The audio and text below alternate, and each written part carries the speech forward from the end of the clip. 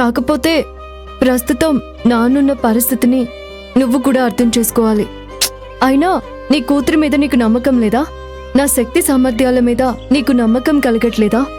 చచ్చా, ఏంటి ఆ మాటలు? నమ్మకం ఉండబట్టే కదా పోటీలకు వెళ్ళటం ఇష్టం లేకపోయినా నేను అంగీకరించాను. అది ఈ నమ్మకంతోనే ఉండు. ఖచ్చితంగా నీ నమ్మకాన్ని నేను నిలబెడతాను. ఆశీర్వదించమ్మా. శ్రీరామచంద్రుడే నీకు రక్ష. నాన్న, నన్ను ఆశీర్వదించండి. విజయోస్తమా, నీ సంకల్పం నెరవేరాలి. నువ్వు పడ్డ కష్టానికి ప్రతిఫలం దక్కాలి. కుస్తీ పోటీల సామ్రాజ్యంలో మగుటం లేని మహారాణిగా ఎదగాలి. మీ ఆశీర్వాదం ఉంది కదా నాన్న, తప్పకుండా మీ సంకల్పం నెరవేరుస్తాను.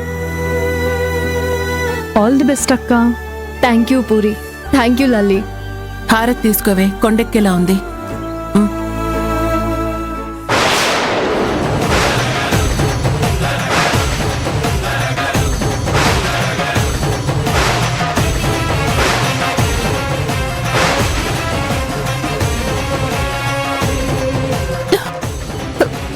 శ్రీరామచంద్ర, శుభమా అని పోటీలకు వెళ్తుంటే హారతి ఇలా కొండెక్కిందేంటి? అమ్మా, గాలి గట్టిగా వీస్తే ఇళ్ళే ఎగిరిపోతున్నాయి. అలాంటిది హారతి కొండెక్కదా? శ్రీరామచంద్ర, శుభమా అని పోటీలకు వెళ్తుంటే హారతి ఇలా కొండెక్కిందేంటి? అమ్మా, గాలి గట్టిగా వీస్తే ఇళ్ళే ఎగిరిపోతున్నాయి. అలాంటిది హారతి కొండెక్కదా? అయినా ఇప్పుడు ఏమైందనమ్మా? మళ్ళీ హారతి వెలిగించు, తీసుకుంటాను. లేదే, నా మనసెందుకో కీడు శంకిస్తోంది. నువ్వీరోజు పోటీలకు వెళ్ళొద్దు. రాములమ్మ, ఇంట్లో వెలిగిస్తున్న దీపం కూడా సాయంత్రానికి కొండెక్కుతుంది. అలాగని చెయ్యాల్సిన పనులు చేయకుండా ఆగిపోతున్నావా? భయపడుతూ బతుకుతున్నావా? చెప్పు. కాదు కదా, ఇది అంతే అనుకో. అయినా తల్లిదండ్రుల ఆశీర్వాదం కన్నా ఏది గొప్పది కాదు. మన ఆశీర్వాదమే తనకి శ్రీరామ రక్ష. అమ్మా, నువ్వు ధైర్యంగా వెళ్ళమ్మా. థ్యాంక్ యూ నాన్న. తండ్రి కూతుళ్ళు నా మాట ఎప్పుడు విన్నారని ఇప్పుడు వినటానికి? ఒక నిమిషం ఆగు.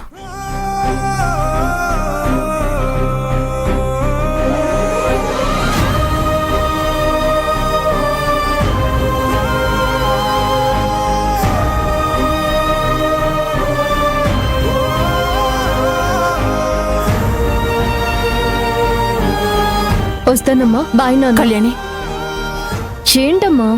నాకొక మాట ఇవ్వు. ఏమని? జరగబోయే పోటీల్లో పొరపాటున నువ్వు ఓడిపోతే ఇదే నీకు ఆఖరి పోటీ అవుతుంది. ఈ జన్మలో కుస్తీ పోటీల్లో పాల్గొన్నని నువ్వు నాకు మాట ఇవ్వాలి.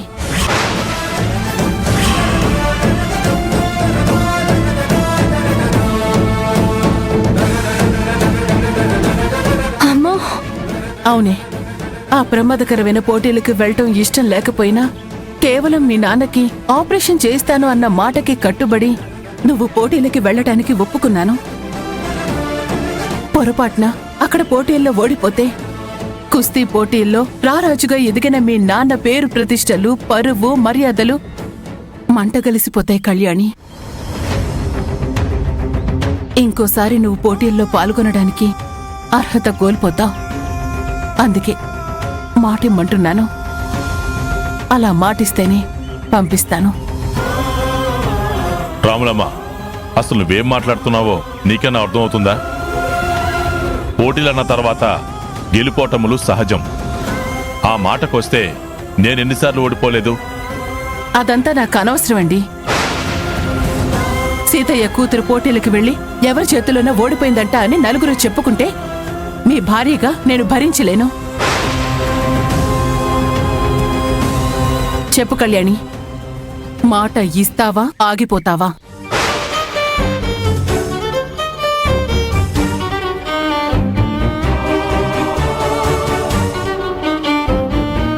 సరే అమ్మా, నీకు మాటిస్తున్నాను.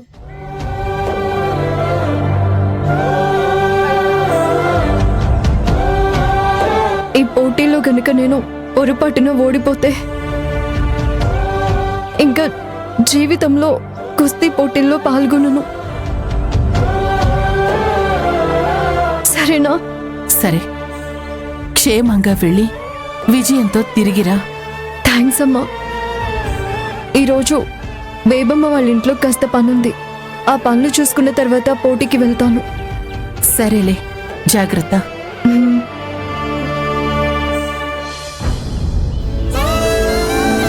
కనీసం ఏ విధంగానైనా ఆ పోటీలకి శాశ్వతంగా దూరం అవ్వాలని అలా మాట తీసుకున్నానే. ఈ తల్లి బాధని, భయాన్ని అర్థం చేసుకుని క్షమించు.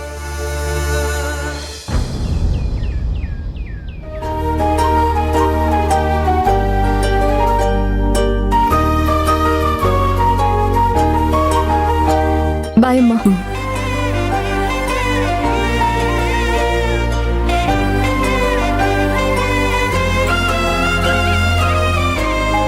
నమస్కారం కళ్యాణి గారు. ఏంటండి బాయిలర్ కోడిని బండకేసి బాదినట్టు ఈ బాబ్జీ గారిని బాధేస్తే ఇంత త్వరగా వచ్చాడేంటా అని షాక్ అయి చూస్తున్నారా? ఏం చేయను, నాకులాగే ఆ దేవుడికి కూడా కొంచెం జాలి ఎక్కువలే.